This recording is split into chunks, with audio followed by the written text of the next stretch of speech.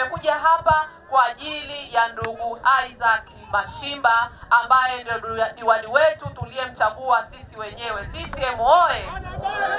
Lakini cha pili, niende moja kwa moja kwa ajili ya rais wangu, mama yangu mpendwa, mama yangu kipenzi, na sio mwingine, ni mgombea wetu ambaye ni mwali wetu tunayetamba naye, UWT moto moto. Uchaguzi tunao au hatuna?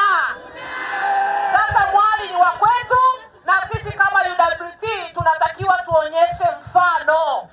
Ikifika tarehe 29 tuende tukatiki, tutoke kwa wingi tuende tukatiki, kwa sababu sisi ndio marais wenyewe. Uongo kweli? Sisi ndio akina mama. Kwa hiyo sisi tunatembea kifua mbele. Kuna kauli yangu moja napenda kuisema sana. Sisi hatutakiwi kutembea tena kifua mbele tu. Tunatakiwa kutembea na manyonyo yetu mbele, kwa sababu rais ni wa kwetu, mwali ni wa kwetu, tunatamba naye, na sisi ndio marais watarajiwa. Ukweli si kweli?